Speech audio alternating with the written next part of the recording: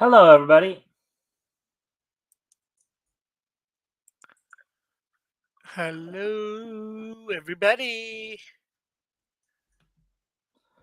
All right. So, anyways, well, everybody, welcome to the Mikestand. Um, this, of course, we've hit Friday here, so it's our weekly look back at comics history, looking back with our historical comics retrospect. We're continuing our look through books that went on sale in October 1939. This week, we'll be focusing in on books that went on sale from Fiction House Publications, Jumbo Comics Volume One, Number 11, as well as the first issue of Jungle Comics. So, now quite a bit of jungle adventures we're going to be going over. So, Rick, you want Uh, to tell everybody what's going on with you and how introduce yourself and talk about any projects or anything like that? Before we I get am, of course, I am Rick Piper of Cross Comics. I make my own comics. Right now, I have two comics, well, three comics out technically: Canadian Shield One, Canadian Shield Two, and Snowdrift One. So three comics. Um, I guess one with two issues and one with one issue, and working on more. So I guess that's about it at the moment. And I have a YouTube channel. So if you haven't signed up, go sign up.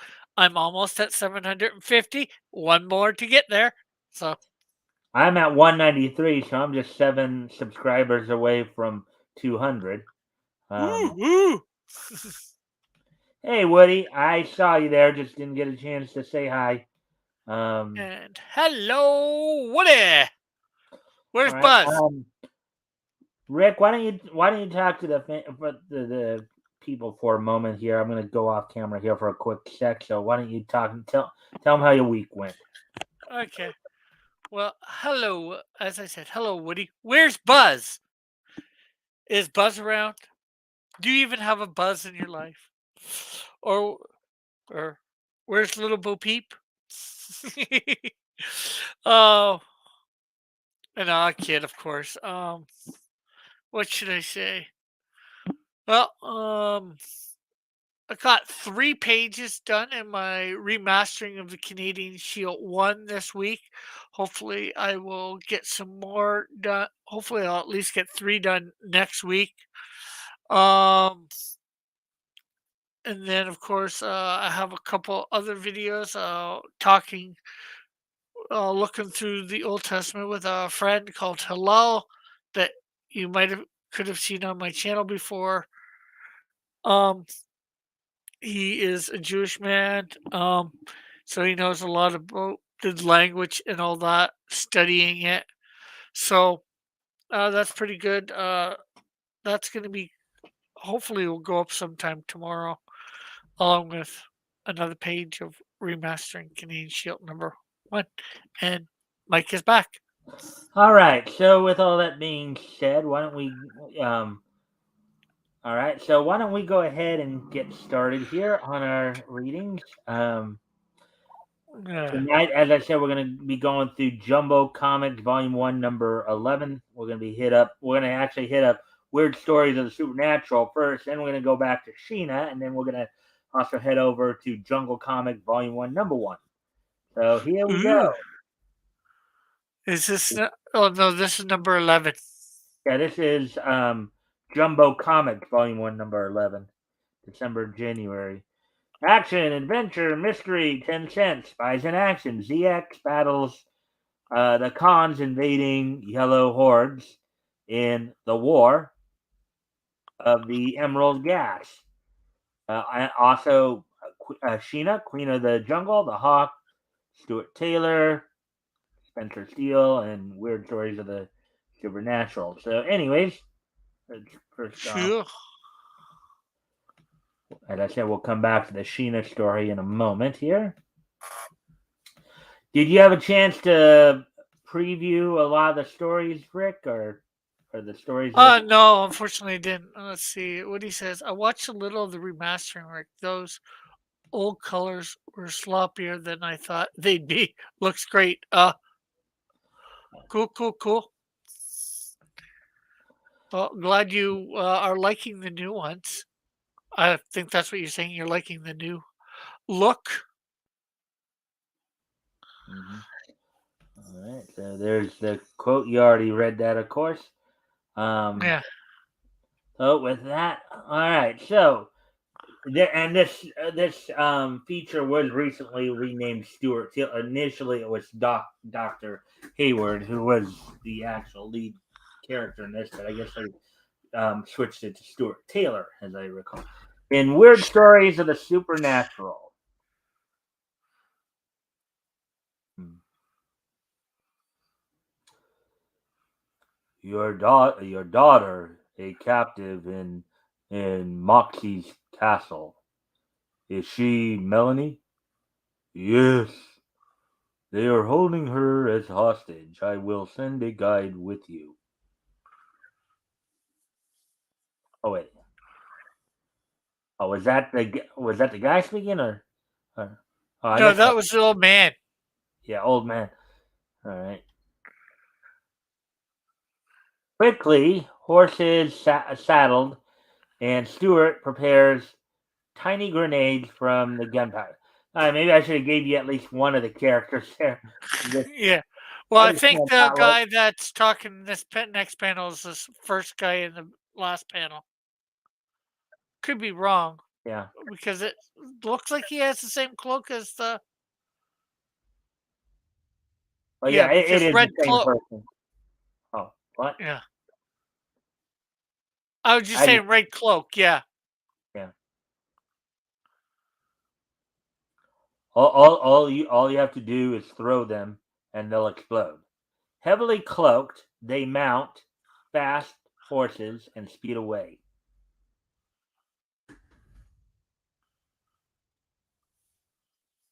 I just jumped right into it. All right, Coloring anyway. in ain't what it used to be, says Woody. Okay, I'm not sure what you mean by that completely. Coloring coloring in ain't what it used to be. Hmm.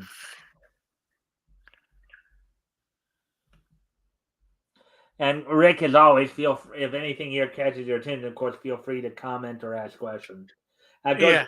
That goes for everybody in the audience as well. Feel if anything catches your attention, feel free to comment and or ask questions, and we will try to answer the questions to the best of our ability. Also, if you guys can like and share the stream, see if we can get some more friendly people on here, that'd be appreciated as well. Anyways, by dawn, the weary horsemen stand before the towers and and spires of Moxie's citadel. Hmm. We'll go to the north gate.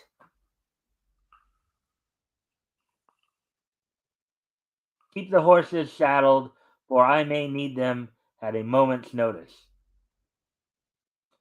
Determined to enter the city of Moxie alone, Stuart steals upon the sleeping sentry. He pauses and then, with a cat-like leap, he claps his hand over the mouth of the startled guard. There, neat and quick. He didn't utter a sound. I'm in luck. She's awake. Melanie, don't be startled. I've come to aid you. Look at this, almost like Romeo coming up into the window, huh? Yeah. Hmm.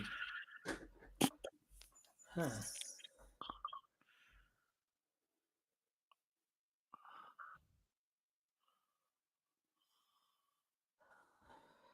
At the sound of his whisper, she turns and in a tri in a trice uh, um yeah in a trice Stuart leaps to her side. So Rick, do you know what the word trice means in this case? Uh, turns in a trace. Well, no, normally I thought trace meant three, but Yeah, I think like in a count of three, basically. I think is what we're okay. going with. And Yeah, she because I turns it often in. remember I often use it. So Well, that's more not. That's not That's more thrice, Yeah, I think, right. not trice. So there's no H there. Oh yeah, Stewart turns and in a trice, maybe a run yeah, maybe. or No, some sort of stride or whatever, you know. yeah, it could be. All right. I was thinking it was thrice too, but then yeah, you're right, trice. So, um, no time to argue. No time to argue. Come with me. Hurry. Halt! In the name of the great Milwaukee, I think it's Moxie. Moxie.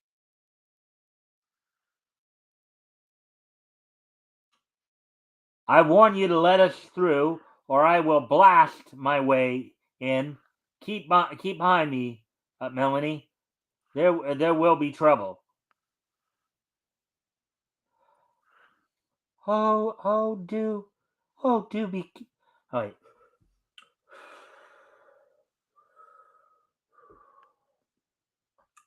Oh, do be careful. There are so many of them. Go back to the cell or we'll kill you. Ready, men. Attack them with your spears. Very well. You asked for this. Come, Melanie. Get ready. We've got to run for it. The tiny improvised grenade explodes, scattering the charging guard. We'll make better time if I carry you. I hope you don't mind. No, I'm beginning to like it.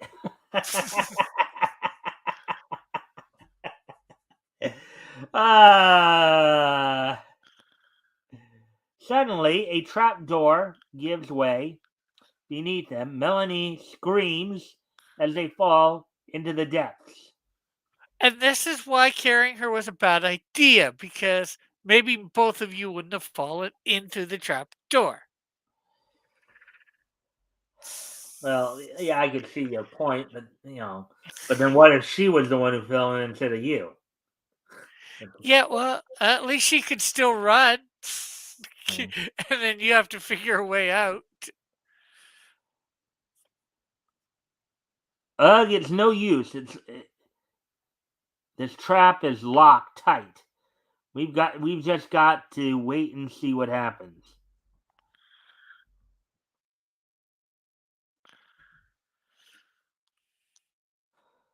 Suddenly, a face appears at the tiny window. It is Moxie. You want to do Moxie there? Well, well, this is indeed a touching scene. I am so sad.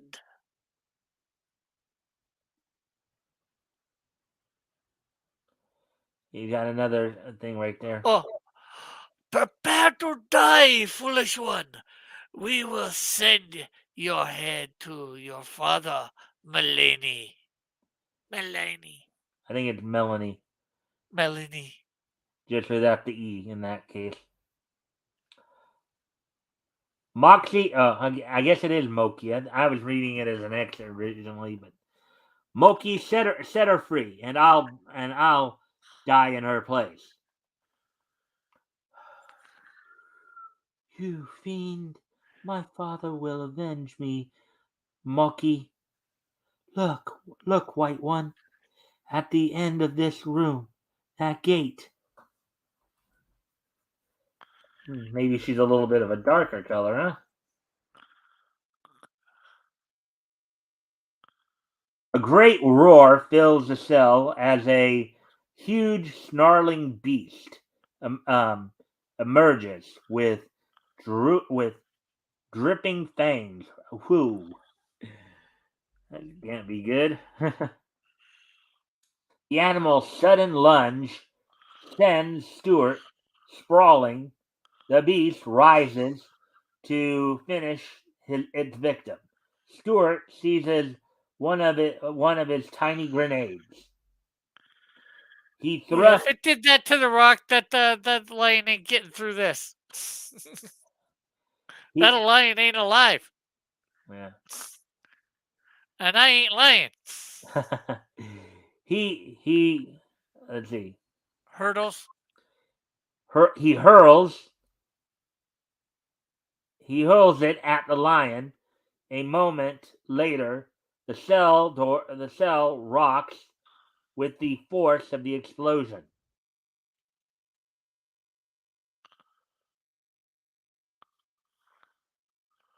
Uh, I'm just trying. Okay, let's see.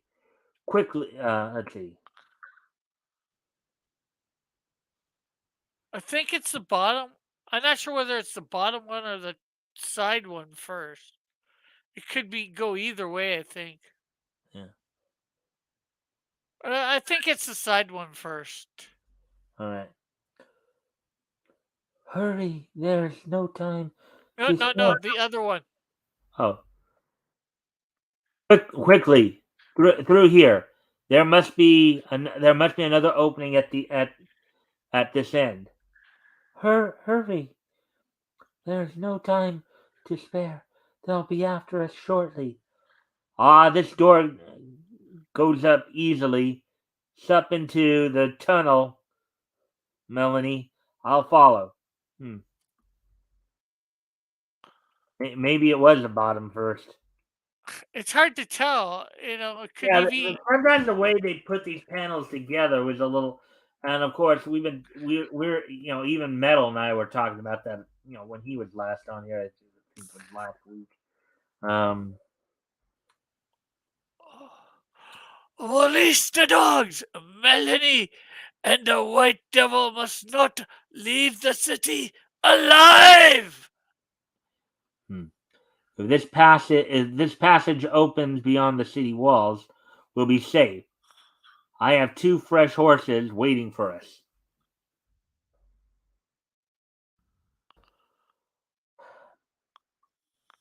Many from the accursed city, the three speed, the 3 speed uh, happy in the thought that they have escaped.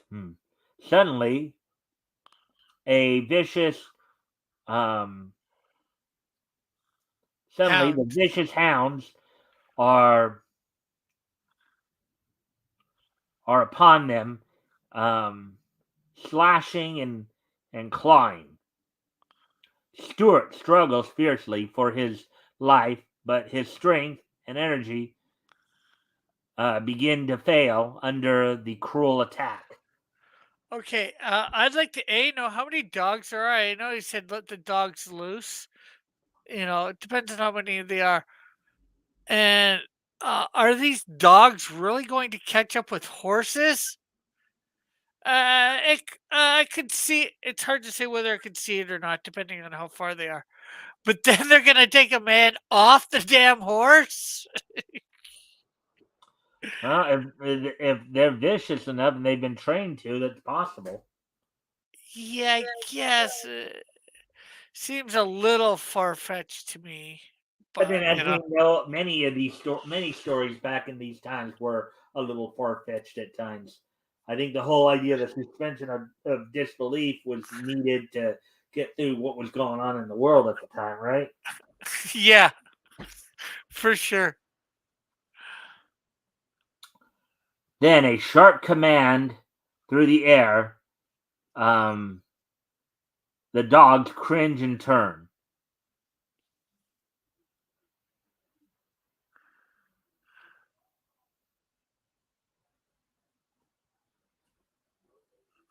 I'm not sure whether that's her or him. It looks like it could be her for the down slasher down hunter.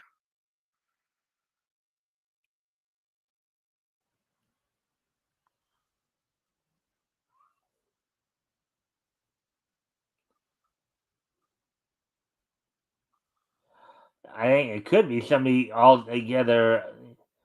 Uh, Well, it's just looking at the cape. She has a red cape that comes down. His cloak, I think, goes a little further. The mhm. two, so that's why. Down, down, Susher. down, Hunter. For shame. Do you attack me or my friends? Melanie, Melanie, we owe our lives to you. Tell us, how did you get those vicious dogs to obey? Okay, so it was her. Simple. In my captivity, the the monotony was lessened by my tending to them. As you now know, it paid well. Sometimes the coloring here and all that can throw you off a little bit. Yeah, yeah, I can see that, you know. Dawn is breaking, and we can now be seen. White one. No matter, Moki's men can never catch up with us now. We're safe enough. There's the wall of Wachung, or no, Manchung, just ahead. Look,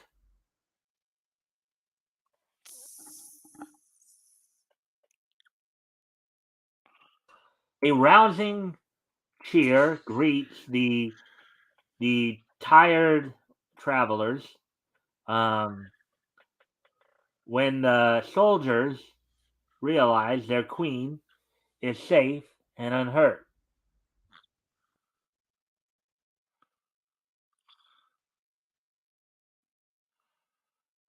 Hmm.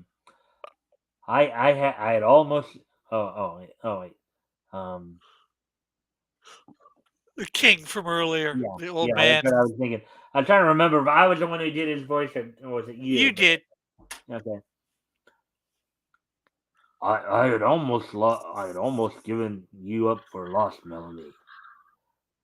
I was safe. They dared not harm me for fear of your wrath. Thanks to the white stranger. Oh wait, no. Thanks to the white stranger, you are safe, and my kingdom secure.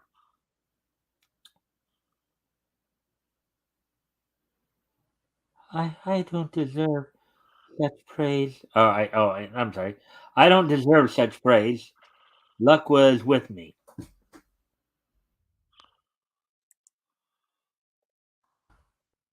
Suddenly, a weird ringing, high-pitched sound fills the air.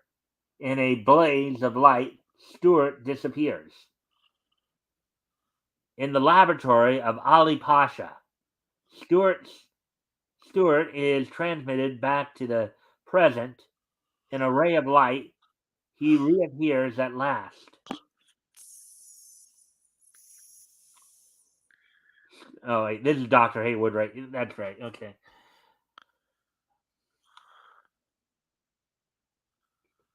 Stuart, are you all right, my boy?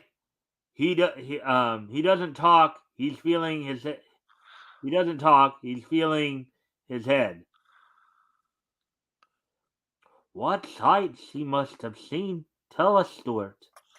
Ah, I see. He suffers no effects. He's normal. This seems with this, it seems a little bit like Adam Strange. Although Adam Strange isn't, I think, been invented yet in Adam DC or Strange is wherever. still a few years away from this, right? Um, what this is?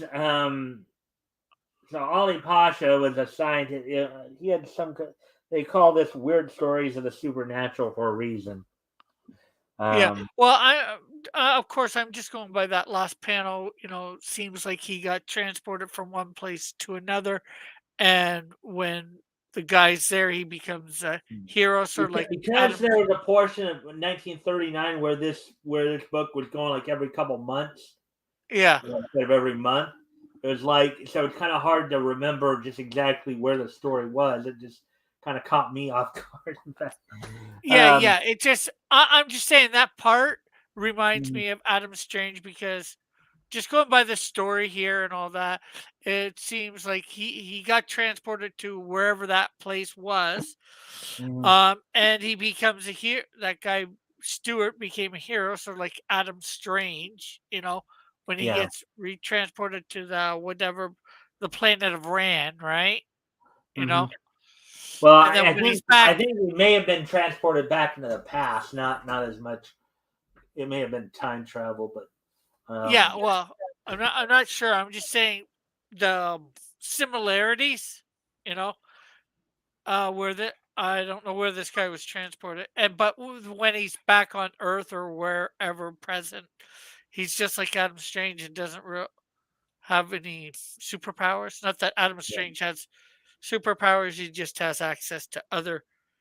technologies, Hmm. on Rand that he doesn't Hmm. have access to on Earth. Yeah.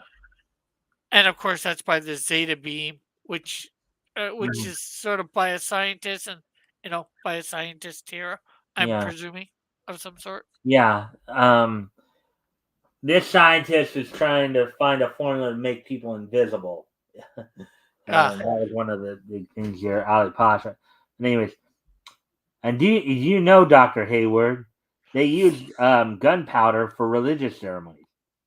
Amazing. After you've rested completely, I want you to relate in detail what you've seen while I make notes. It's it's so good to feel your strong arms about me, Stuart. Laura, hearing your voice again gives me new life. Follow another of Stuart Taylor's weird adventures in the next issue of Jumbo Comics. okay. I just gotta ask, what was so weird about that adventure? Kind of the otherworldly travel kind of, whether you want to say otherworldly or time travel, what have you. Yeah, He well, we didn't. was Well, in the present now, but he was like, I think he was in the past. yeah, well, wherever he was, it didn't seem what he did didn't seem that strange or weird. I guess maybe to normal everyday life it might, but to comics it doesn't. Yeah. And we're just gonna flash through this stuff and get back around to the Sheena story.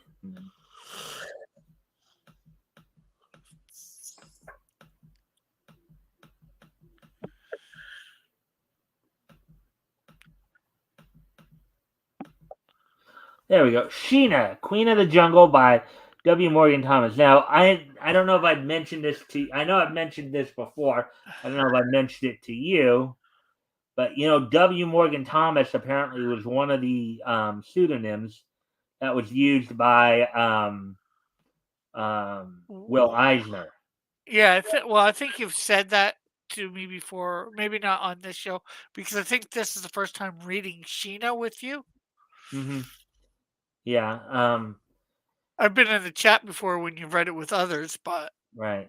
Sheena, Queen of the Jungle by W. Morgan Thomas. From the jungle's darkness into the clearing emerges a long safari. At last, we'll be able to rest a while. Um, that looks like the chief's hut. Mr. Barker, I hardly recognized you without your beard. Bob Reynolds and Sheena. This is indeed a surprise. Well, welcome to our village. Sheena, Bob, I'd like to present my daughter Inez.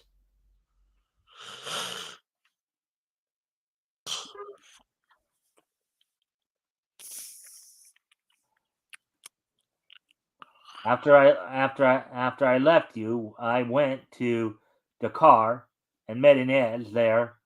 We got a commission to bring back a Black Panther. Woody says she looks much better in that outfit than Fred Flintstone. Well, I think hers comes down a little bit more in the front than Fred's too. Yeah.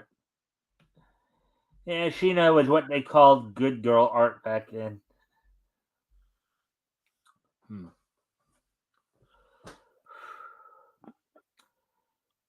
There are many of the big black cats. The 3 days march from here. I will take you there, but first you must eat and rest.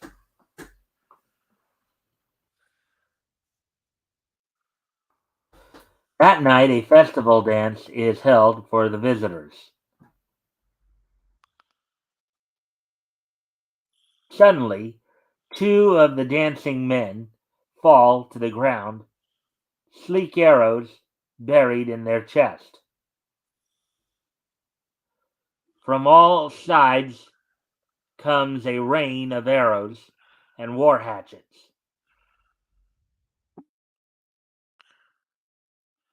Humbi warriors, the fiercest fighting men in Africa. Well, Bob, I guess you're not asking them to stop. huh? I guess you're not asking them to stop. Asking who to stop. The guys doing the arrows and the hatchets. They act with the axes. Uh, I was trying to be funny, but I guess it didn't okay. work. Uh, An axe, a hatchet. I was saying okay. axing them. Okay. I didn't pick up on it. Sorry. No problem, no problem. Bob and Barker futilely fire at the hidden warriors until two of the giants drop on them. Look at that. Those guys don't look like giants to me. Well, the one does. You look at the one on the right there. Yeah, he's only about a head taller. And then that guy, But then think Bob about or okay. So think whatever. about it. Let's say an average. Let's say an average guy, right? An average man is about 5'8", 5'9". Okay. So Yeah, you see the guy on the right there. If I had to guess, he'd probably be somewhere at the very least between 6'6" and 6. Now, Grant, I know that still, I think most people don't think of giants unless they're 7 feet over. But yeah. compared to the other two, they are probably giants. Well, not really, because okay, yeah, this guy comes up to maybe just under the guy's chin, but the guy on the right is also got his legs bent and he's leaning backwards, so that puts him looking a little smaller. If he's back straight up, he's probably as tall as that guy Well, that's no, got no, his not hand around necessarily. his neck. Because if you look a little closer there, you look down at the guy's leg. He's also looks like he might be standing back a little bit. Yeah, Because but he's not. look at how he's now the way he's got the one guy there, the way he's holding him, Yeah, that looks very similar to a wrestling move that Bob Backlund was known for use for, and a few others have used it too. It's a move yeah, called the cross face chicken wing, right? What you do yeah, is you basically have the one guy's arm behind his back, holding it in position, and then you got you got other guy like this, you yeah. know, so now sometimes you might just, you might stand back and have them. So, we, yeah, But I'm just saying, they both looking look at like they're the standing on an angle a bit. yeah, well, the guy that's holding the one guy in the sort of wrestling move, he might be his legs are slightly bent, but not as much as the other guy, and he's standing basically straight up, you know. Unlike the guy where the one guy's that he's holding is leaning back as well as legs bent, you know. You know, so to me, they're probably about the same size within maybe within, like a couple inches, at best. So these Well, maybe unless these normal guys maybe in the next few panels we'll see. Maybe we'll look, get a better look. Yeah. yeah, I'm just going by that picture that they don't look that much bigger. So Yeah. giants seem a little far fetched to say. Now there, with that little picture, it looks like they might be more closer to the same size. A hard blow from behind fells Bob, and he is taken to the river where two dugout canoes wallow in the dark water. Brother. Oh, wait, you want to do this guy right here? Come, brother, we will return home with our prizes. Should be letting you at least try to do a few more. Meanwhile, Bob regains his senses and sees the village reduced to ashes. Only Chim, the villager's pet chimpanzee, survives with him. I guess they didn't have enough room for Bob. There's the last of our homes, Chim. It's up to us now to bring our Sheena back safely. Meanwhile, the Ubi land. Meanwhile, in the Ubi land, Luby land, Sheena and her friends are thrown into a dank dungeon. Dank dungeon. Ah, they got there fast, it seems. Mhm.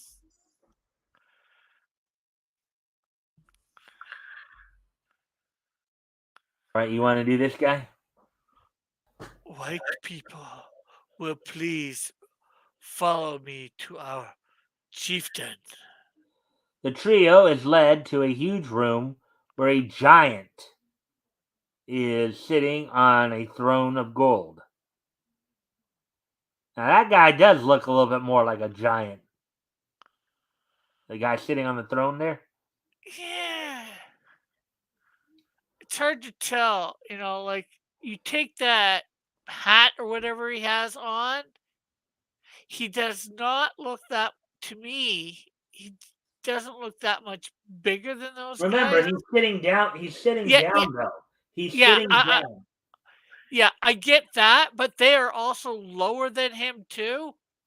They're like, well, I guess that's 2 stairs down.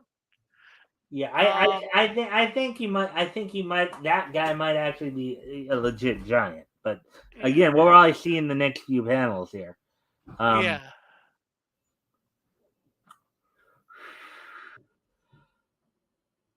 Look, he must be at least 8 feet tall. See, so even from their perspective, he looks like a giant. Yeah, well, we gotta remember, that's what the script says. I'm analyzing it by the art, you know? Mhm. He's supposed to be about 8 feet tall or taller, obviously, but in drawing, does he really look that tall? I'm not sure, you know? Based on the perception I have, I would actually have to say yes because yeah, it's only a few steps up there, and um, yeah, he is a white man too. Free my friends, and I will fight your animals alone. Is it a bargain? All right, you want to do the giant guy here? Okay. Our lionesses are trained fighters, and to defeat them is yet to be accomplished. And so, do so, and I will let you go free. Bring in the beasts! In a little while, Sheena is thrown into an arena of growling lions. With a terrifying roar, the lion leaps at the valiant girl, who waits calmly, knife ready for action. Wow, she had her knife. She had her knife on her. Yeah. If they didn't take it away from her, I think she would always have that on her. Yeah. Hmm. Now to scale that wall. Eek, eek. Oh wait, actually, I'll let you. You want to do the chimp? Sheena, she'll be killed.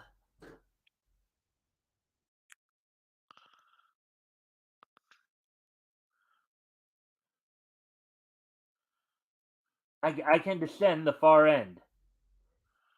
Jim, To me, however, that oh, to me that lioness looks more giant than the guy sitting on the throne. I think it's perspective. It's Yeah, perspective. yeah, I know that. I'm just commenting, I guess. Jim, however, realizing Sheena's danger, leaps from high wall. Below, the fierce lioness pounces on the dazed jungle girl. Although that cat's face from the front looks whacked in that last panel.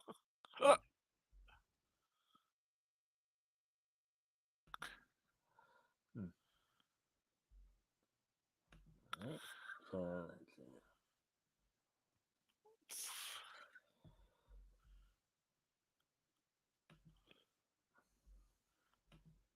All right. But Chim lands on the beast's back, covering her eyes with his hands. Roaring furiously, the big cat tries to shake off its tiny opponent. Yeah, that's a way to Isn't it? subdue a cat. Jump on its back and cover its eyes to where it can't see Yeah, you. if that's not just convenient, it's like I would have thought that she would have like when it was coming at her in that one first panel that it showed on. I think she would have swiped it with her knife, Mhm. cutting it in the face. But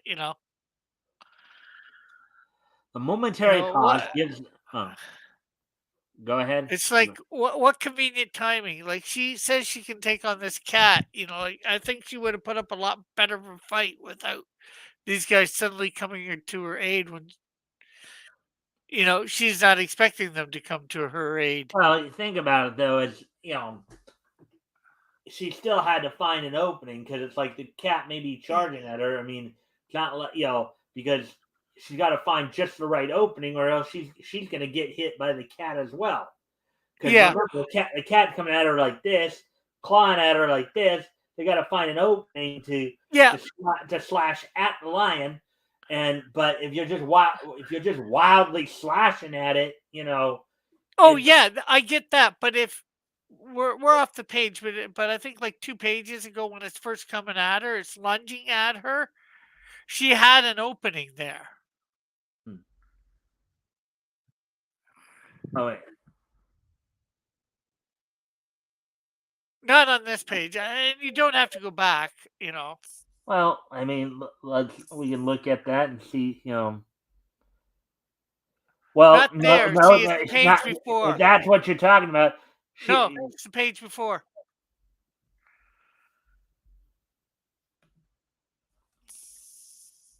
Right down, right there. That last panel. She could easily bring her arm up and swipe at that cat and hit it. she would have likely missed because, well, first off, she would have likely missed because there was still a little distance there. Plus, Yeah, but even well, it, like I'm like plus, if it plus, gets plus, to Rick, if you think about it, look at the angles and stuff right there. Um, Based on the distance there and just where the cat was in its jump, um, she would not, even if she was able to make contact, it would not have been on a vital point. Okay, I think it and would have look at swiped how across her she's holding the its knife too. face. Look at how she's holding the knife too. Yeah, She's because then got she the would knife down at her side like this. So there's only a couple of ways she could use that knife. She would have had to either raise her arm like this, which would have put her in a no vulnerable position to where the cat would have scratched her here, here. or if she tried to do this, it would have also opened up here and could have, in other words, it was not, she was not in quite as advantageous a position as you think Yeah. she was. Well, here, I have a knife right here. Hey, Jr. Let's see. Let me get back you up. But she's holding the knife something like. Am I? No, I'm on the YouTube one. Not. She was holding the knife at her side like this. Yeah, like this, but it's in her hand like that. So all she has to do is swing it across like that. Bring her arm up, No. Well, let me go. Let me go back there. So, let me go back there. I guess. All right. See how she's holding her knife? She's Yeah, holding. She's holding her knife at her yeah, side like this. she's holding it like this. Oh, you can't see me. She's holding it like this, Mike. Like this. All she has to do is At her. It's at her side. It's at her yeah, side. yeah, it's at her side, but as the cat gets closer, and if it was, moving, all she has to do is bring it up like, Hey, Jr. "Hey, Dave, I'm on air right now, Dave."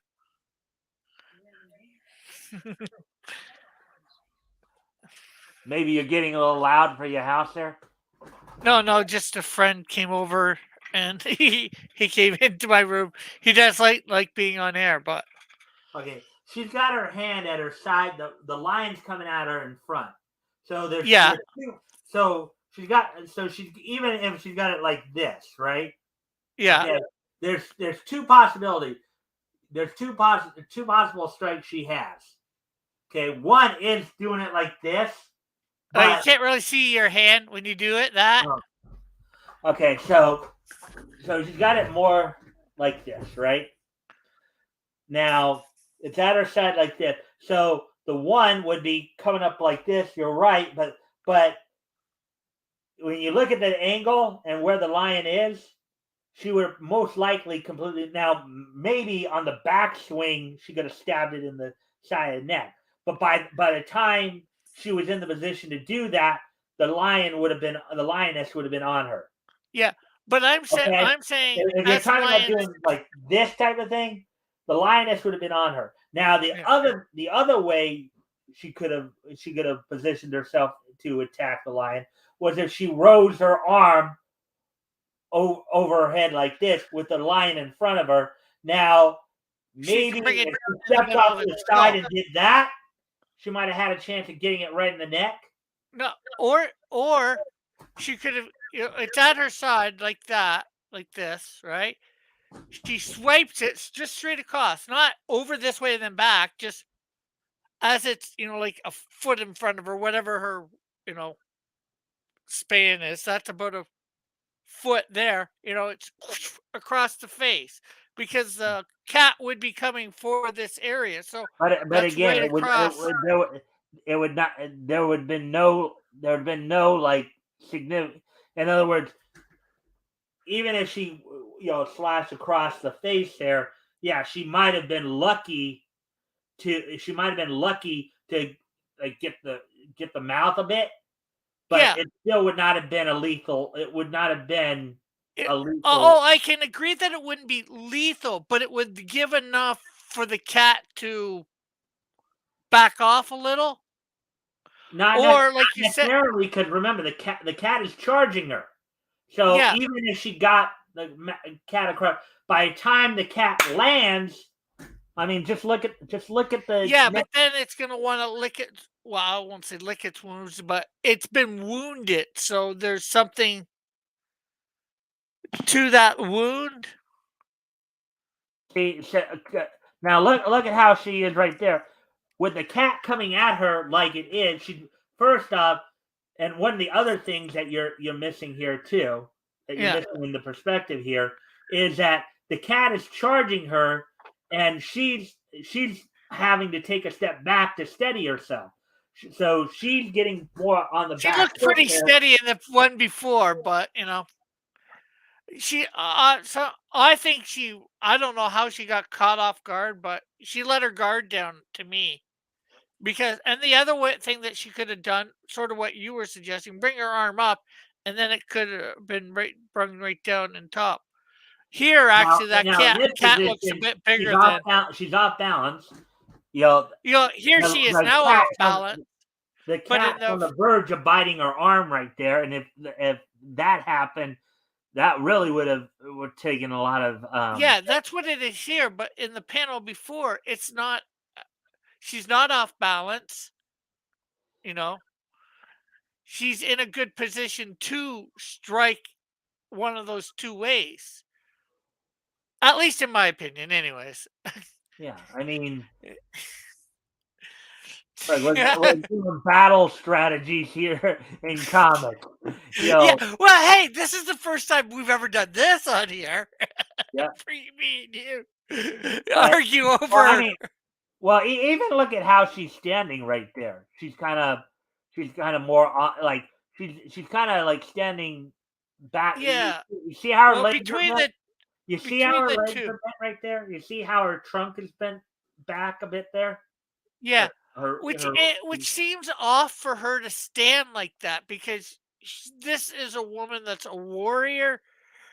She would know how to stand, how to fight, even a cat of, I guess, this size.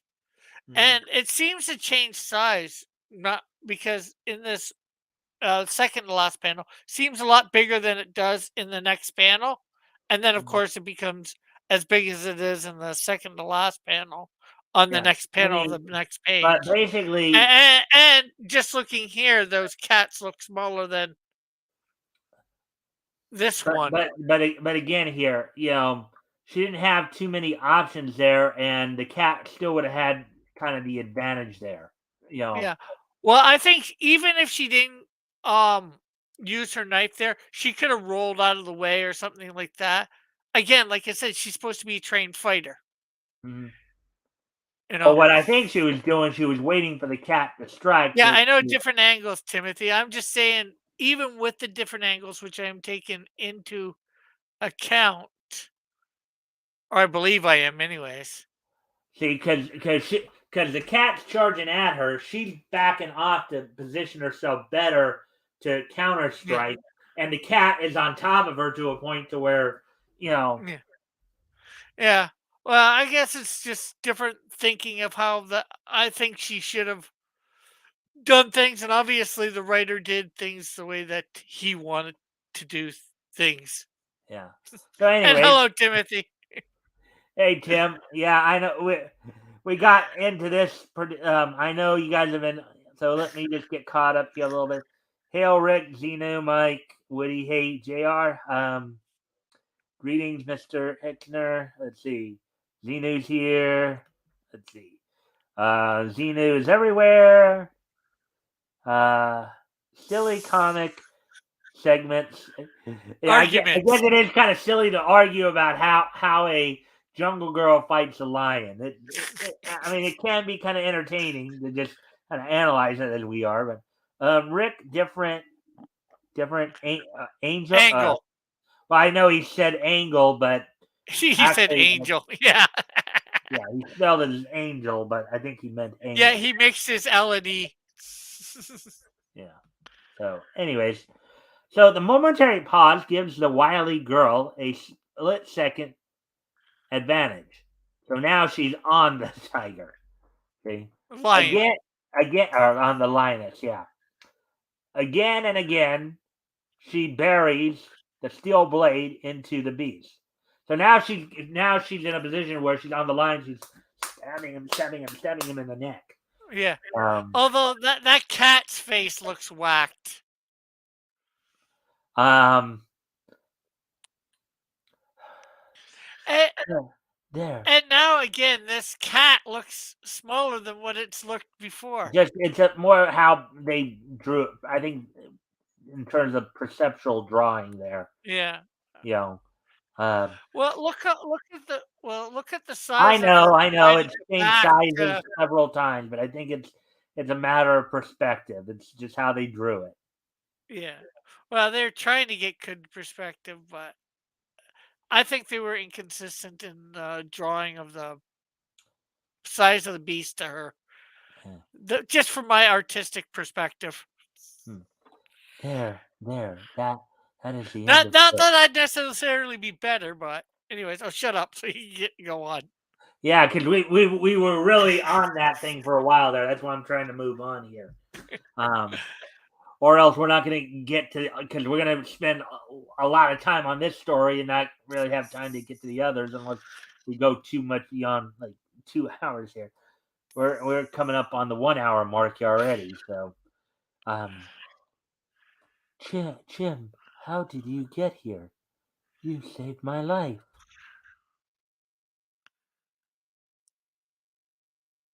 Your beast is dead. Now, do my friends and I get our freedom? Captured while trying to save Sheena, Bob is dragged in.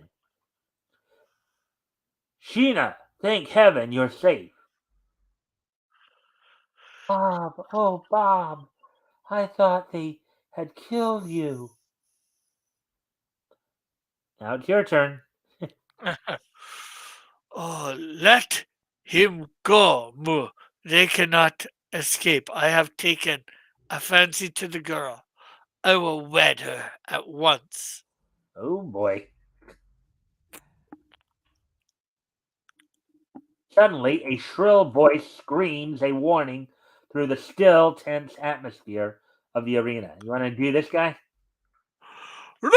Quick! Mini Rhino come! They crazy! For food! Run! Outside the city walls, the hunger crazed herd stampedes.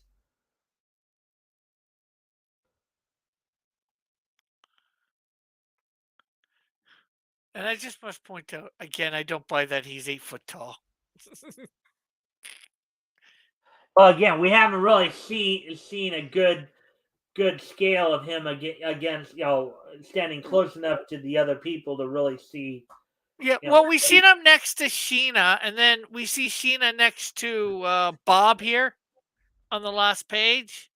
yeah, but I don't think we ever saw her.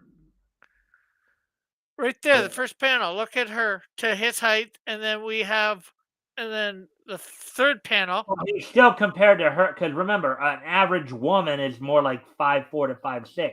The guy Yeah, does look, maybe they over exaggerated saying he was 8 feet tall. Maybe to them he looked 8 feet tall, but he's about. he's still with that right there, he could still pass for maybe being close, being well over 6 foot, like Yeah, six, six, maybe six six and a five, six half, six, six because seven. That would still, compared to her, would still be a giant. well, I wouldn't say 6 and a half, 6 or 6 and a half would be a giant. But if you go down one panel, well, to the third panel,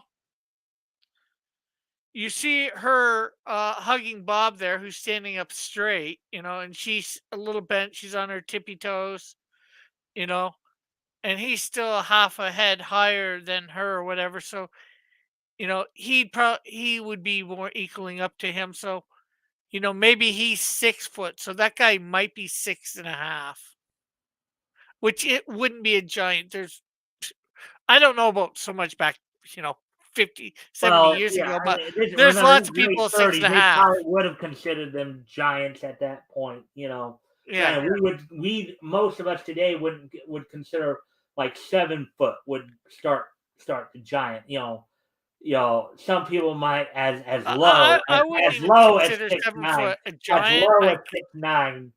You know, Still considered somewhat of a giant, but you I know. wouldn't consider 7 foot a giant. I would consider them extremely tall, but Well, remember 8 foot I might start. Andre got called a giant. He was 7'4". I thought he was like Giant 7'9". Gonzalez, huh?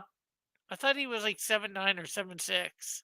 No, he was 7'4", and then Well, still, that was over 7 foot. So, yeah. Oh, anyways, anyways, on to the. I'm oh, nitpicking, I guess. yes, you are.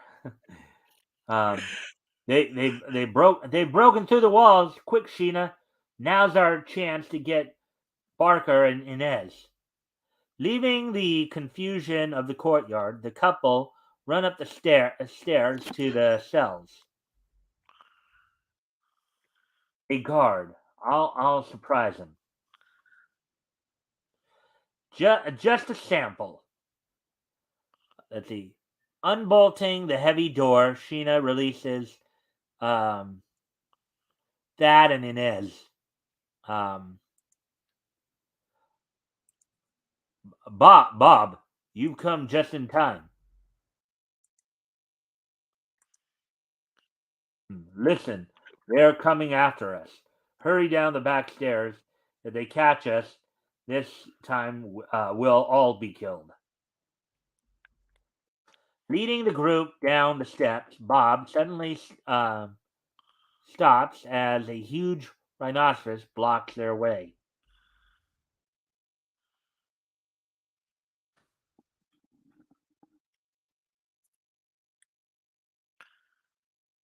That door is our only means of escape. We can't possibly get around him. Suddenly, a group of braves rushes into the room, frozen with fear at the sight.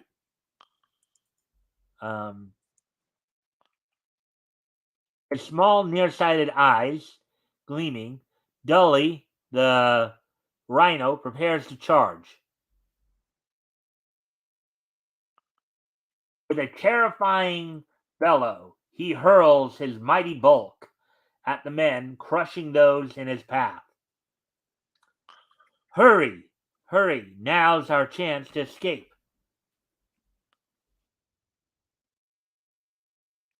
Step on it. He's getting ready to come at us. Little Chim, knees quaking, stands rooted in the path of the raging beast.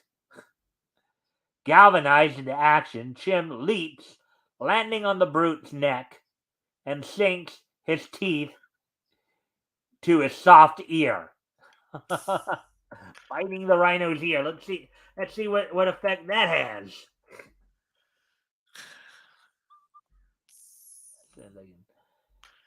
He might not be able to ear much.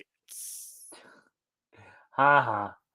A tremendous flick of the brute's head sends Chim head over heels through the air. Ouch! Look, got bashed right in the head. Ouch! That could hurt. Stunned, the little beast's eyes snap open as he sees the brute charging him. As the rhinoceros comes at him, Chim dashes between his legs. Look at that. Classic small enemy approach. You know, when the big guy is charging you, just crawl under their legs. Hurry, you little rascal. Carrying Chim, Sheena flees with Bob and the others outside the city walls. Now that's kind of a cute. You want to do the chimp again? He's going eeky. That's kind of a cute thing, huh? Yeah. They evade the pursuing giants for days. Now that we've given them the slip, we'll head for home. I'll take Thad and Inez to Loanga on the coast. When I return, I'll meet you at the old village, Sheena. Yeah, but these guys know where your village is. That's where they came to capture you in the first place. Yeah, yes, that's a good plan. While you are gone, my people will build a new village. Until we meet again, goodbye. In the next issue of Jumble Comics, Sheena is captured by a band of slave traders. Don't miss her exciting adventures. Captured again.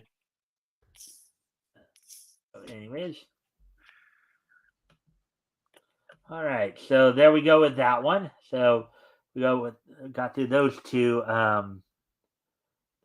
stories real quick. Let me just do something here real quick.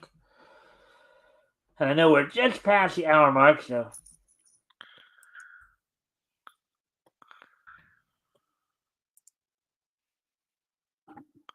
I'm back. I thought somebody was coming in.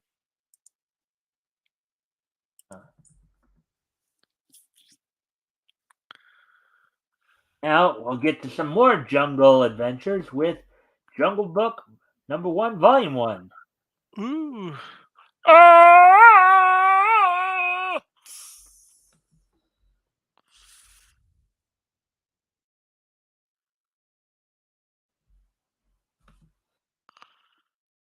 Now this lead feature guy, when I was reading a little bit about it, Kalanga, right here at Conga, Part of the reason Jianga?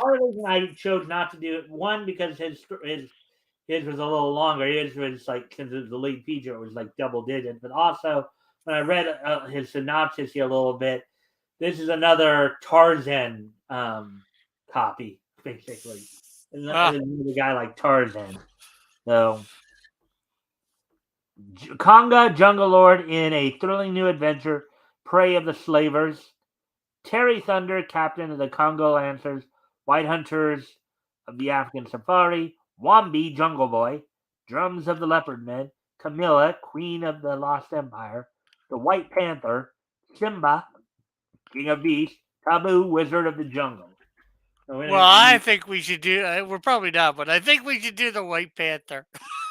yeah, we're not gonna do that one, but we are gonna.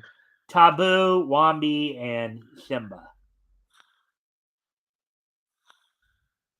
Those are the stories that I figured we would do. So now look at the color scheme here of this one here.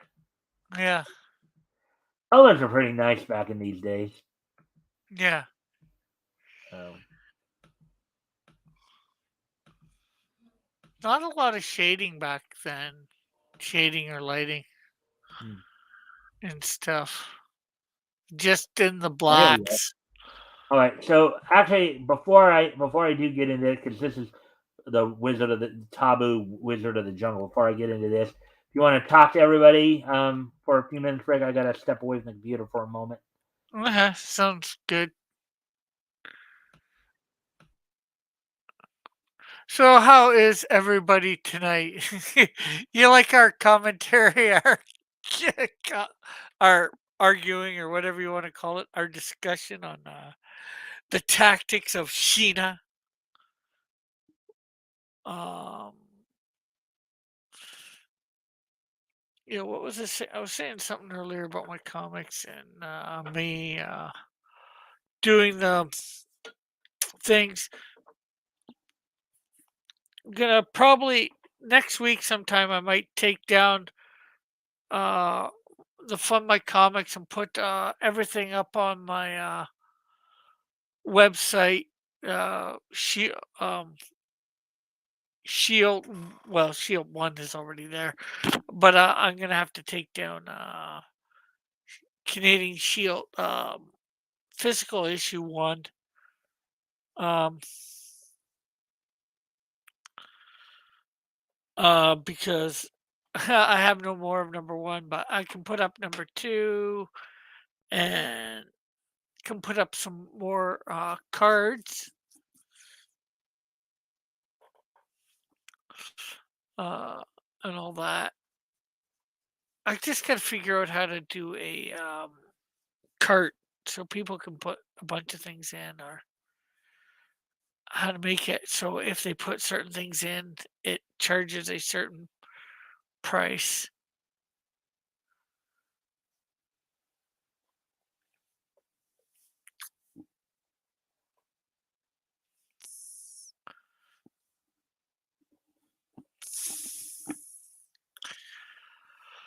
Badoo, Scooby Doo.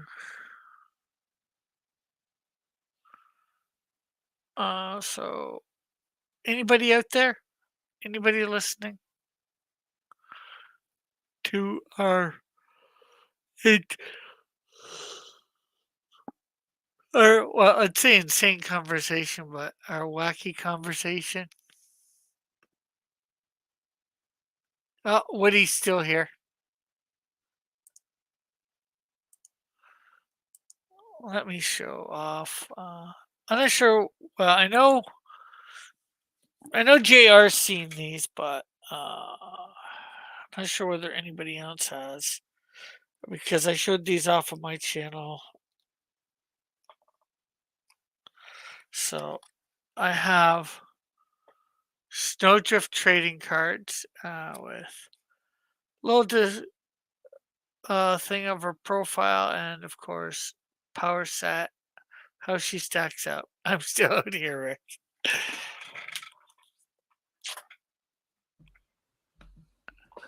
All right, so I'm back. Okay. No. I'm still here. I'm still out here, Rick. Okay. All right. So let's get ready to move on to the next story here. Taboo, Wizard of the Jungle by Henry Fletcher. Deep in the heart of the jungle reigns a man with a sixth sense. According to legend, Taboo once saved an old witch doctor from a terrible jungle death. And in return for the favor, the witch doctor gave Taboo an extra sense which made him supreme in Jungle Land. You want to do the witch doctor here? Ah, you now have powers no other man ever had. This sixth sense has made Taboo's instincts so keen that he excels over all animals. He can run faster than the deer or antelope. Ah, come on, Deek Deek. You're way behind. He can climb among the trees more agilely, agilely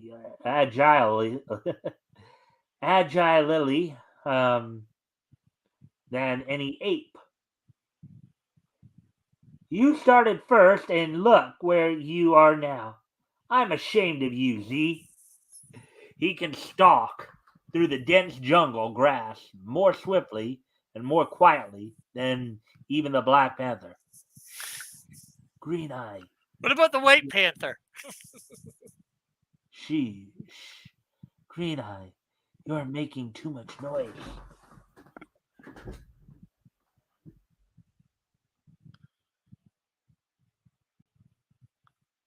He can leap higher than the leopard. You won't quite reach it, Spot.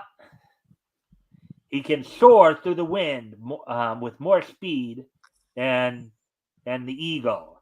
He can dart through the water more swiftly than the shark. Yes, he is Superman! This sixth sense, in addition to his human intelligence and his long experience with the wildlife, has made him a real wizard of the jungle and has taught him to be a foe of all that is evil and unjust among the jungle born. So basically, getting superpowers means that you have an instinct to fight evil. You get that, Rick? Yeah.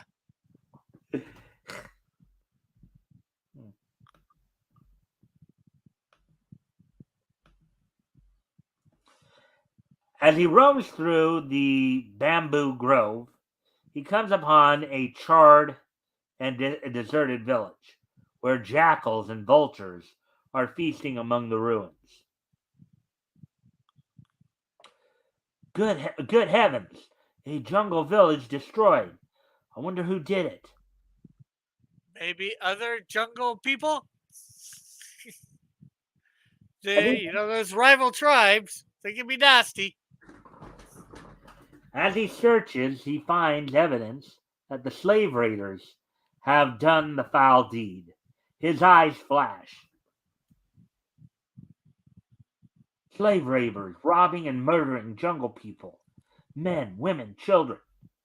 A strange look comes into the jungle wizard's eyes. He swears a dreadful vengeance against the raiders. They have killed the jungle born. They shall soon learn the power of jungle justice. Jungle Jungle justice! Taboo has no trouble discovering the trail. These are the freshest footprints. I can tell by the scent. And look how he's down at like all fours, like an animal sniffing them. Yeah.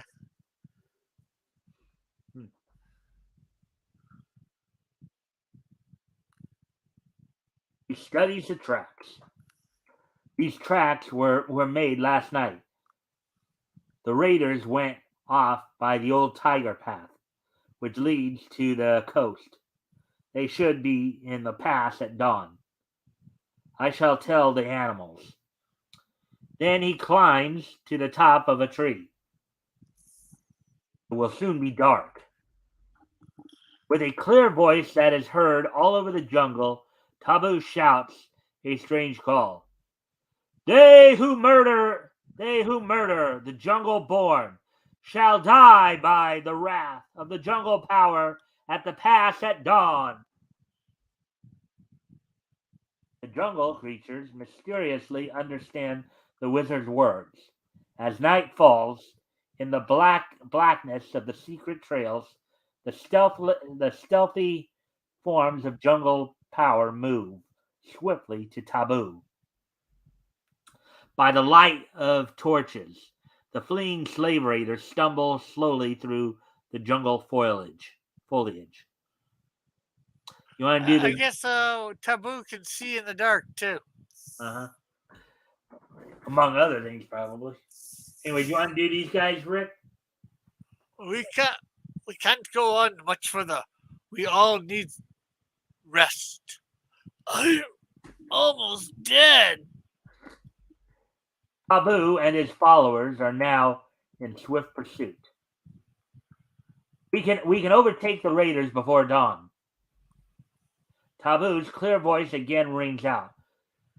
Part of the punishment shall be jungle torment. The slave raiders begin to feel the jungle wizard's torment. So you want to do all the jungle raiders here, Okay. Rick? Let's keep moving. I'm getting too jumpy to rest. My blood's on fire! I can't stand my own shadow. I'm being swallowed alive.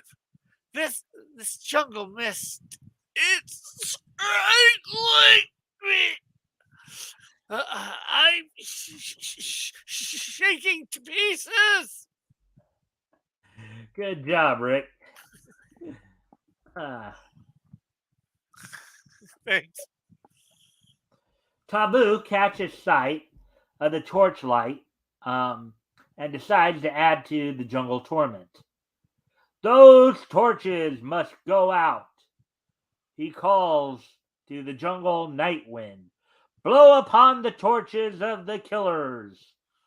Okay, now he's like Storm and controls the weather. Remember, this long preceded storm, though. Yeah, I know. I'm just using a reference that most people A will modern know. yeah. A sudden and violent gust blows down upon the unprepared raiders. Good Lord! Our torches are going out! We'll be in a fine mess. Our matches are wet. As the torches go out, the terror-stricken men huddle in the jungle dark. Taboo sends a dreaded gnat swarm. Billions of jungle gnats pester the slave raiders until they are almost insane. At last comes dawn. Thank heavens for daylight. I never suffered like that before. They hurry to the pass. We'll soon be out of this cursed jungle. Hidden in the trees and the dense undergrowth, close to the raiders, stalk Taboo and the jungle creatures he controls. Wait till they reach the pass. The slave raiders, with their nerves shattered, finally enter the pass. The trail is along a slippery ledge.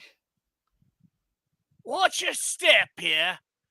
If you slip, you'll land in that pool of slime. It's 200 feet, too. Suddenly, a huge tiger appears in their path, and apes swarm out of the trees. It's a man-eater! Plug him! Now, I have to say, this is cruel and unusual punishment. okay, you want to put the guys to death for murdering some a village. Um, Nobody said they tortured the village. You're torturing these guys. You're doing worse than what they did to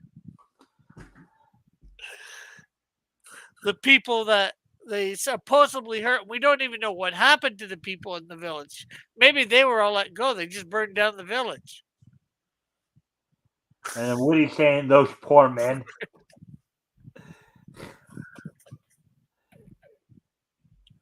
Well, Rick, remember though, he tracked them by their scent. He tracked them by traditional, and came to the conclusion. I get that. That's how he's tracking them. I'm just saying that he's doing all this stuff to torture them before he kills them. Mm-hmm. Now, okay, let's assume that there were villagers in that village, and they killed those villagers. They just killed them. We would assume they did not torture them. And maybe that's a bad assumption. Sometimes people feel that the punishment.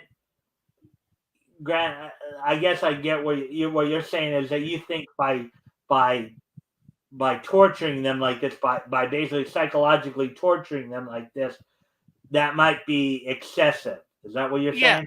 Yeah, a little excessive. He's supposed to be the good guy, right?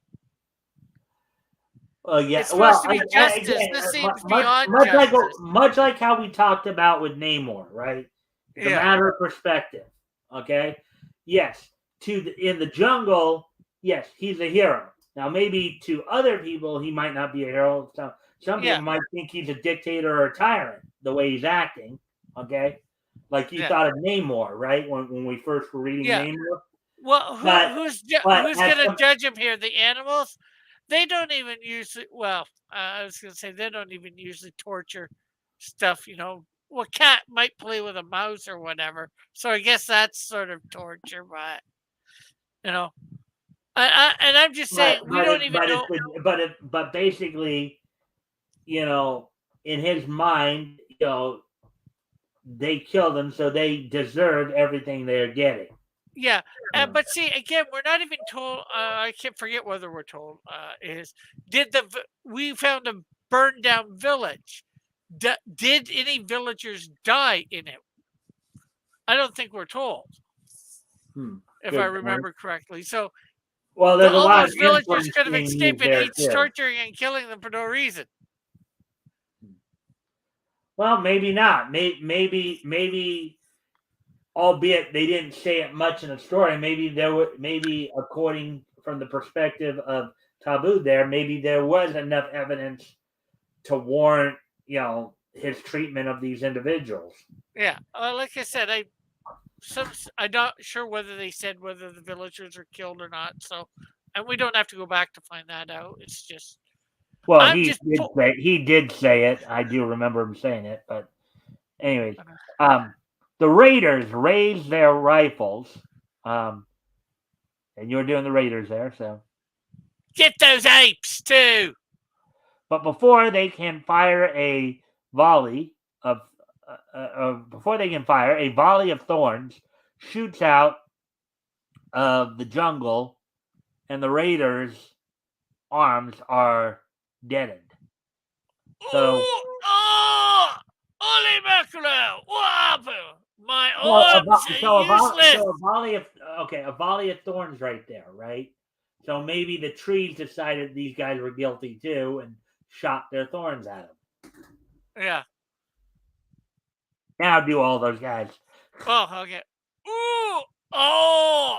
Holy mackerel! What happened? My arms are useless. As the weapons fall to the ground, Taboo's clear voice utters a mysterious word, and the slave raiders are surrounded by the menacing power of the jungle. Silently, the creatures close in. I can't raise my arms. The men hear Taboo speaking. You are now helpless, as were the jungle people in the village. Slowly, the killers are driven to the edge of the cliff. The, the jungle is paying you back. Jungle torment and then jungle death.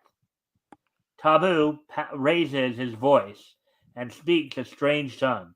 Alaka Taboo Ni Pop in y'all. Suddenly, the cliff starts shaking. Oh my lord! What was that? An earthquake? I almost went over.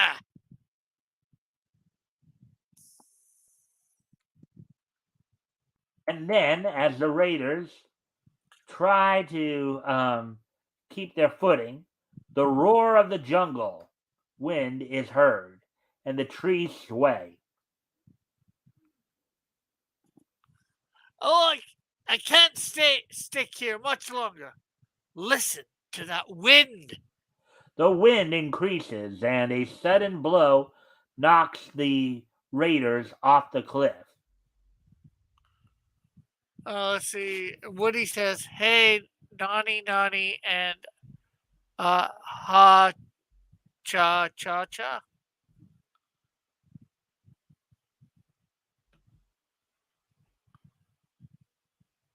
Hey, nani nani, and a ha cha cha. It's an old limerick, Rick. An old limerick you just pointed out. They fall 200 feet into the slimy pool. Lord have mercy! At the edge of the pool, coiled in the grass, lie the jungle's most powerful creatures. The raiders struggle in the slime. It's good the wind stopped. As they reach the shore, what a relief. You said it. Taboo gives a signal. Hola! And the monsters rise from the grass. Holy smokes! They think they get relief, and then that comes up. The tree vine begins to grow. It grows rapidly, and its tentacles start moving. I don't like the looks of this. The raiders have sunk so deep in the mire that they cannot move, and the tree vine reaches out with its tentacles and gradually clutches them. Help! I'm being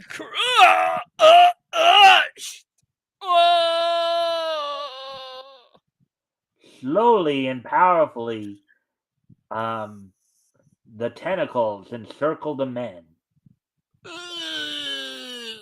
We're doomed. Then, like a flash, the jungle tree vine and the men all disappear. And in their place stands Taboo.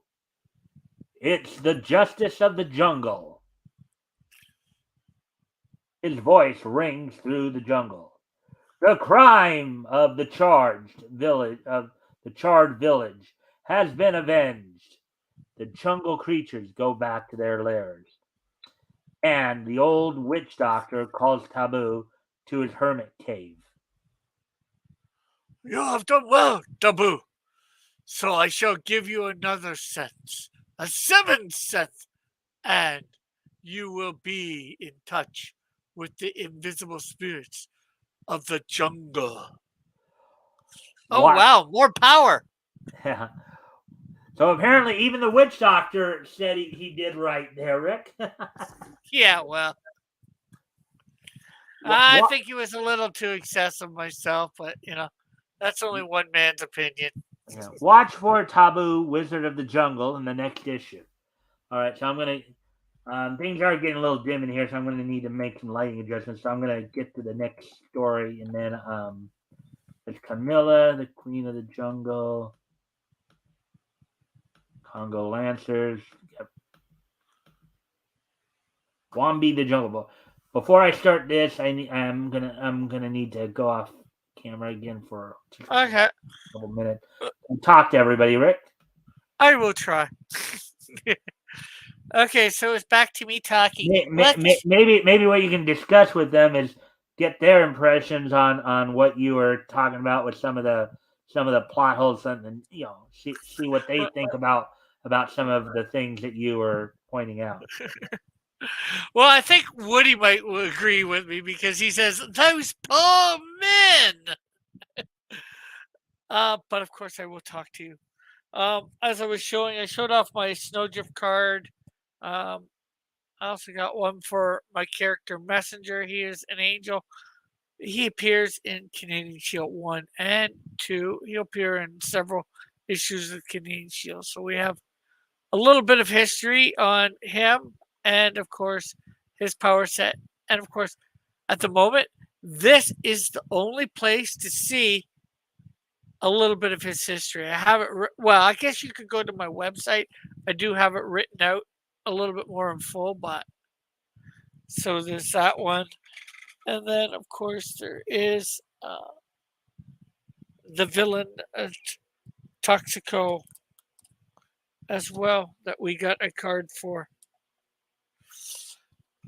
So, everybody out there, what is your impressions of Taboo? Taboo? However you want to pronounce it. So there is Toxico. And again, history along with power set. So again, um, this is like the first printing. Well, unless you count my website, this is the first printing where you hear um, some, see some. Yeah, this guy is an angel messenger.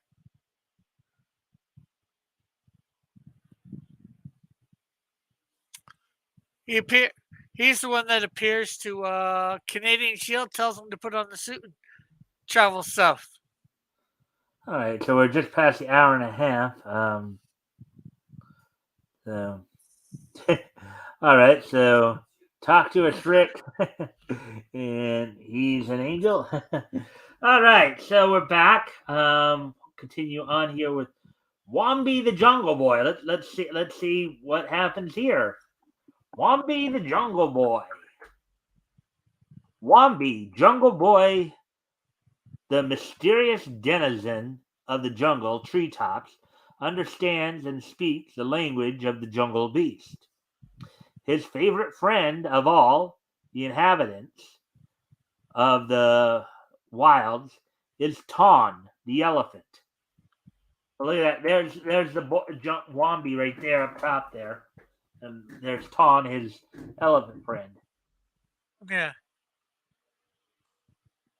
Let's see.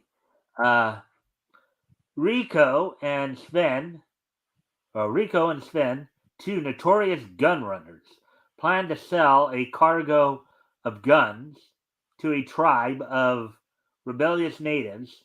As the scene opens, they are formulating their mercenary plan. So you want to do these guys right here, Rick? Okay. We should go ashore to the night and see the chief.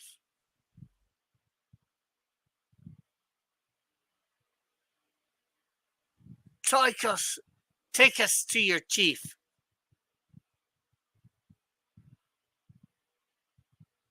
Meanwhile, savage eyes enviously watch some white campers as they wash gold from the rich, slow moving African stream.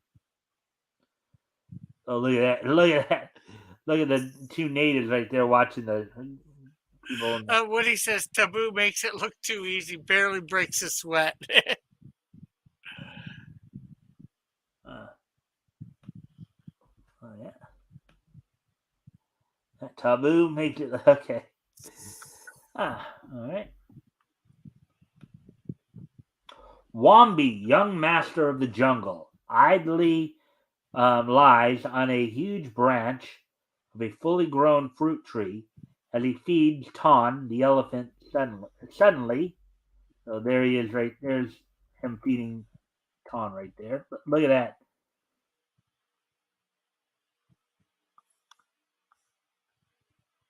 He hears the ferocious snarling of two vicious beasts.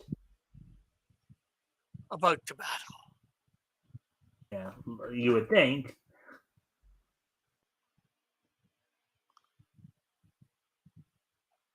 Look, they are battling. Yeah.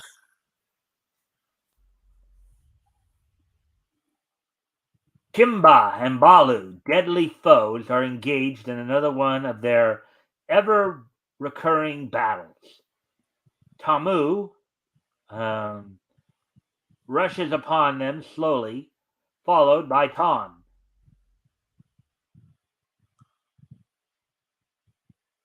Stop at once, my jungle friends, or I set Ton upon you. The leopards are subdued, and Wambi rides away. Yes. And as soon as he's out of earshot, they continue their battling. I don't think so, but all right. So, white men's price for guns is high, but I will buy. I'll send men for cargo. With the guns, you can take the gold from the settlers and drive them out.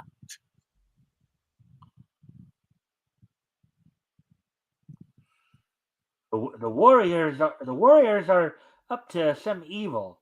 I will spy upon them. The boy listen to our plans. He must die. Lock him up. Okay, if he must die, why are you locking him up? Why don't you just, like, throw him in the fire and kill him? You know too much, and for that you die tomorrow. Well, Rick, maybe it's because the way they kill their prisoners is through ritual sacrifice, and maybe the Okay, time passed, right? yeah, I guess I'm just like, okay, you give these guys somebody time to escape. You want Well, them to then the die. story would end. The story would end Pardon? after 4 pages, right? Yeah, Yeah. yeah. We capture Hey, him, well, kill him right now. Story end. No more Wambi. Bye bye. yeah, I know, but it's the thing with villains, right, or whatever. I'm not sure whether I consider these guys villains or not. Yeah. Warring tribes are warring tribes, and sometimes both are right and sometimes both are wrong. Mm-hmm. Wambi whistles for Ton, now lurking in the nearby jungle. The elephant responds to the boy's call and lumbers into the village. The natives flee. Yeah, they're right saying to themselves, let's get out of this elephant's way before we get stumped. Yeah, Look at the elephant. The elephant looks like a giant to them, huh? yeah. And what I say, you give somebody some time to escape, and well, here you go.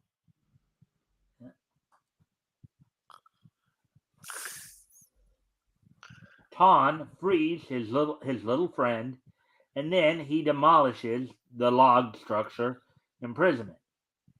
Picking up Wambi, the elephant speeds away.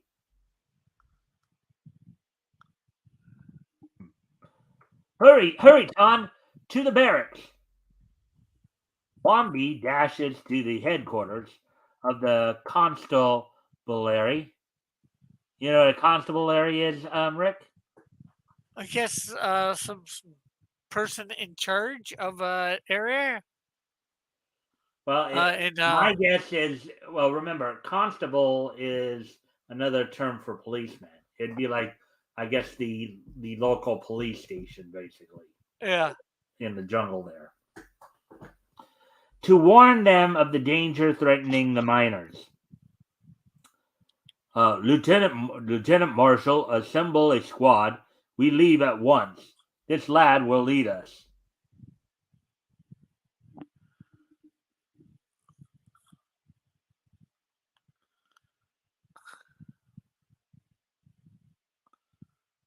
Look at that. They're all going, they're all heading out to. My lad, my grateful government presents you with this sword as a token of our esteem. Look at that. They really got to it they really got through that part of the story real quick. Look at that. There they are. And now we get to the congratulatory scene. Wombi is awarded a silver sword. And all this because they didn't kill Wombi right away. That one was a quick story. So now we get to go to Simba, King of the Beasts next. And there he is. Simba! Simba, King of the Beast by W.M. Allison. Now, W.M. Allison, aka Bill Allison, was known. He had a number of different features throughout comics around this point in time. Many of I know he had some westerns that he did. This is one of his other stories, obviously. Wasn't Simba the name of or was it the kid? Wasn't Simba a name in the Lion King? Yeah, the lion. You're talking about the Lion King. Yeah. Simba was the name of the lion cub. Who became the Lion King? Right. Yeah, I was thinking it was his dad at first, and then I'm like, no, maybe it was the main character. Yeah, no, his father had a different. I can't remember. And what he says, it's Swahili for lion, Simba. Yeah. All right. Well, I'm presuming he means Simba. Yeah.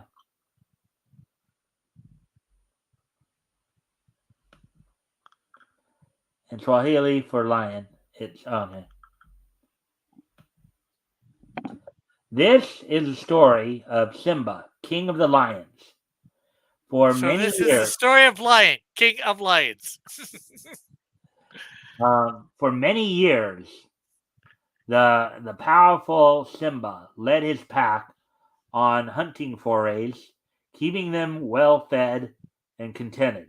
His fearful roar, echoing through the forest, would bring his followers to the waiting feast. So would this be the sequel to the Lion King? No, this was probably long before the Lion King.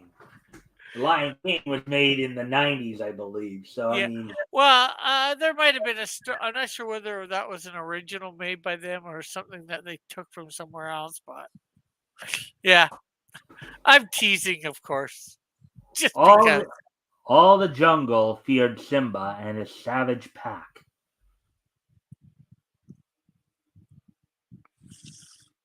Even the most warlike of the native black men, armed with spears and shields, who had killed many lions, trembled at the sight of the great tawny Simba.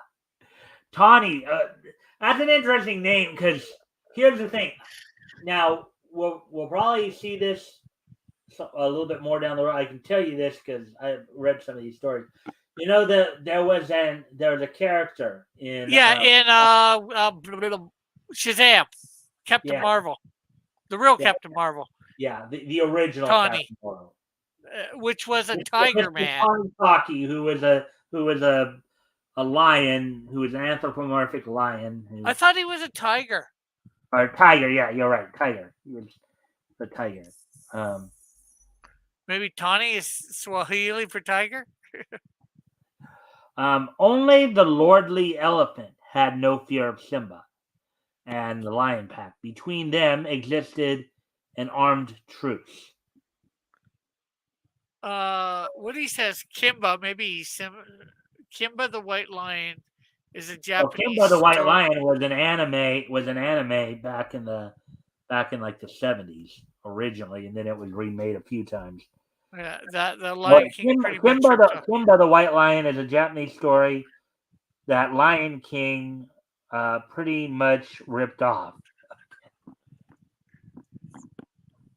Okay, so it's a Japanese story. And how long has that Japanese story existed for? Woody? But maybe while we're waiting for that answer, get on to this. All right.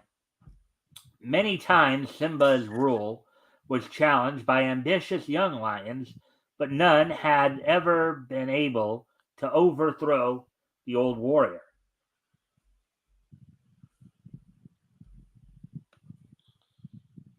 With his large family of lionesses and cubs, Simba led a happy life.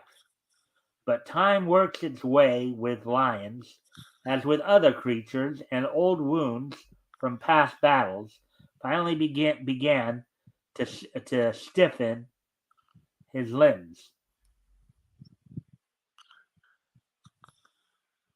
Slita, a powerful, handsome young male, had looked with envy on Simba's sleek harem and resolved to challenge the old king. A council of the lion pack agreed to accept Slita's rule if he could conquer the old warrior Simba. Simba knew that he was nearing the end of his fighting days, but resolved to accept the challenge and to put up one more battle. Now, I must admit, these cats look better, more well drawn than the one What we from saw the in other Sheena, story. what we saw in Sheena. Oh, yeah, Sheena. But before the day set for the fight, Slita, in a lone hunting foray, sensed a strange man trail.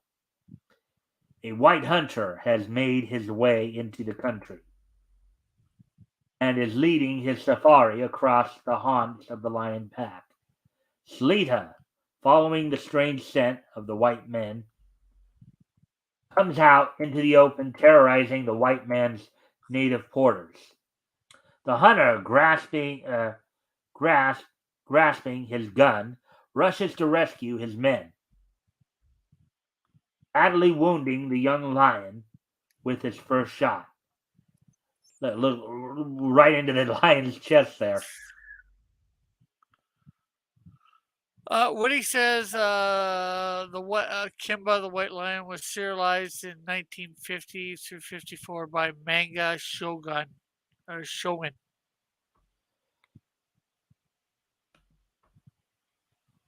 Yeah. Yeah, the manga was probably originally serialized in the 50s. I know the anime of that manga came out in the 70s. The first, I think actually there were a couple of animes that were adapted from that manga. The first one came out in the 70s. I think another one came out maybe in the 90s or early 2000s, from what I remember hearing.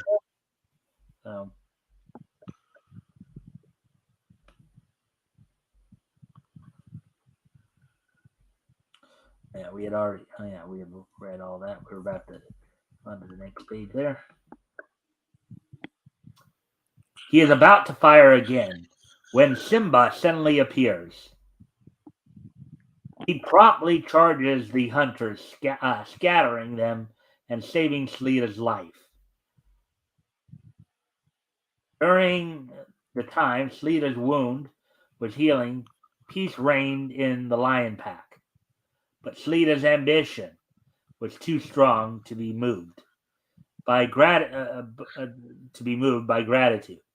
As soon as his vigor was restored, the challenge was renewed.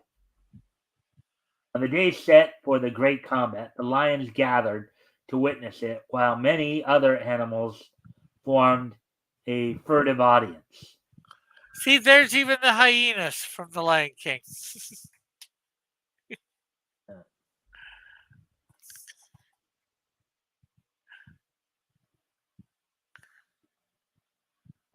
With snapping teeth and tearing claws, the two savage warriors come to death grips, the jungle echoing with their roars for miles around. This is a good narrative story, wouldn't you say? Yeah. Granted, there's not a lot of like speech boxes or anything. This is more of a narrative type story. But then again, we're dealing with animals here, so this isn't like an anthropomorphic comic here, obviously. But Simba's aging limbs are no match for a strong young opponent. But the wisdom gained by many battles allows him to avoid Slita's savage charges. And in the end, the old king is once more victorious. So in this case, even though he's older and maybe not as strong as the younger lion, he basically He's views wiser. he's wiser, right? Simba knows that his reign is over. So with a few faithful lionesses and their cubs, the old king seeks a quiet retreat. That might be the end of that's the end of that story. So anyways, so how did you like the selections tonight, Rick? Pretty good, pretty good. Yeah, though, again, a lot of jungle stuff going on there. Yeah, well, what do you expect from Jungle Comics? Yeah, and then we had the Sheena story too, so that was pretty cool. Um, yeah, hour 50. So we really got right up to. So we might just go a little beyond two, just just because with the finishing stuff, with the this day in each history and all that. So Yeah. um, Woody says Cheech Marin as a hyena was my favorite voice in Lion King. that's actually Cheech Marin. Marin? Cheech Marin as a hyena was my favorite voice. Yeah, Cheech Marin as in Cheech and Chong. Cheech I Marin was one thought it half. might have been that Cheech. Huh? I said I thought it might have been that Cheech. There's not too many Cheeches around. Yeah, yeah. He was one half of the famous comedic duo of Cheech and Chong. So anyway, so I hope everybody enjoyed the stories tonight. So we're gonna start to wrap up here. Um, Rick, I already talked to you, so I have you at least for the June the 9th, right? Yeah, All right. And we did talk a little bit about possibly having you do the 16th too, if possible. I'm still going to see if I can, maybe Terry will want to come back, but I'll talk to you more about it by the 9th to see if I'm going to need yeah, you to try yeah. to. Well, yeah. Like, see who you can get up until like after till the 9th or whatever, Right, or even like maybe into that week. And if you can't get anybody, let me know. I guess by the Wednesday of that week, and right. I'll make sure I'm Yeah, there. I'll do that. So I have you at least scheduled for the 9th. So, yeah. So let me see. Trying to remember. So next week, of course, will be Fox, and then yeah, okay. Yeah, so let me know by the 14th if you haven't got anybody for the 16th, and if you haven't, I'll make sure I All make right, I'll myself do that. available. Yeah, I'm just trying to. So I'm trying to remember. So because we're still going to be on. So today we did Fiction House. Next week, Fox, and then I think Quality on the second. That's right, Quality on the second. So we'll probably be doing Standard Comics on the 9th. Best Comics number 2. That'll be more. That'll be more of more freestyle reading because that doesn't. That's more of a bunch of reprints of more like slice of life comedic stuff. So Yeah. Uh, anyways, let's finish up here and then we can talk a little bit afterwards and wrap up. So with that, guys, today is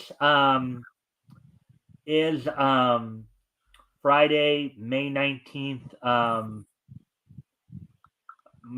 2023. So we're going to take a look back at this day in each history. And of course, before I do get into the history segments, I also just saw something earlier today. I'd like to wish a happy 46th birthday to voice actress Kelly Sheridan, who of course is known for works on such animes as Vision, as she's Hiromi in The Vision of Esclafone. She's Sango in Inuyasha.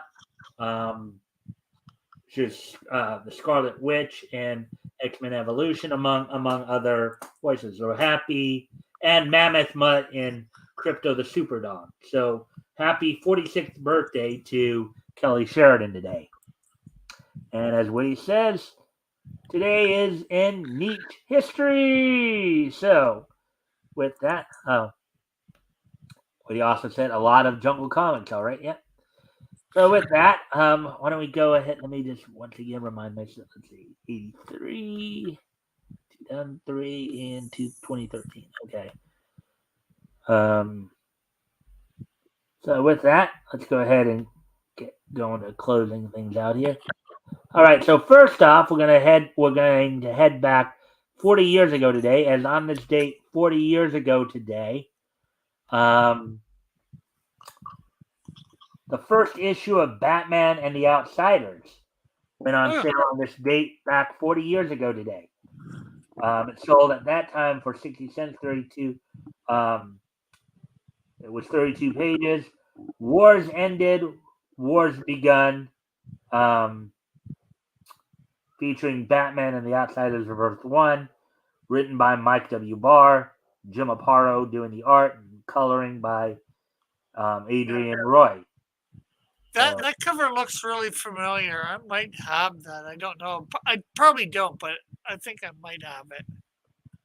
Well, Batman and the Outsiders was a pretty famous story from if I understand correctly, Batman had formed the Outsiders in part due to the fact that he ended up quitting the Justice League because they did some stuff that he didn't necessarily agree with, that he felt was unethical.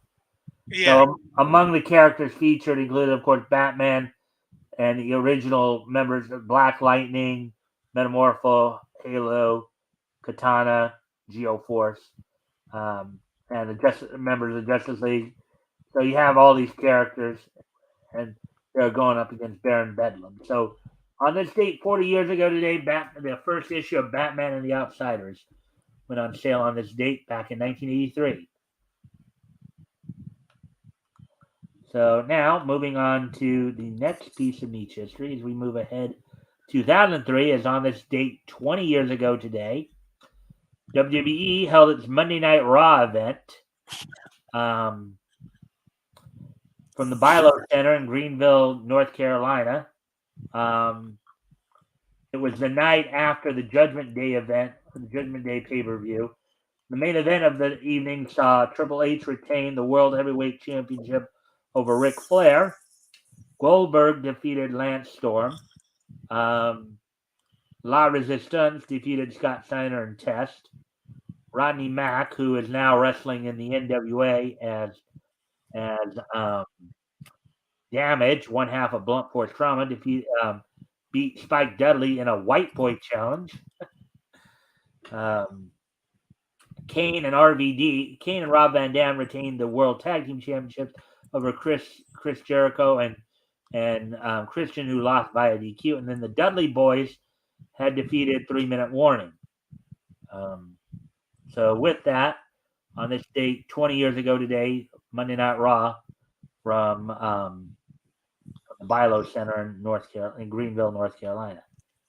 So with that, let's go ahead and 10 years ago today, on this date 10 years ago today, The Simpsons premiered 2 episodes on that night. The first being the Saga of Carl, where the family travels to Iceland, guest starring the rock group Sigur Rós. Also, the Dangers on a Train, which guest starred Seth MacFarlane. So, the Simpsons episodes, The Saga of Carl and Dangers on a Train, both premiered on this date 10 years ago today. Cool. So with that, thank everybody for being here. Rick, if you can stick around for just a moment after the show. Yeah, for sure. Just wrap up. I thank everybody for being here. I hope to see everybody back here on Sunday. And Rick, I hope you'll be back here, of course, on Sunday to share your experiences with the other panelists. So with that, everybody, I thank you all for being here, and I wish you all a good night, and we'll see you all on Sunday. Bye.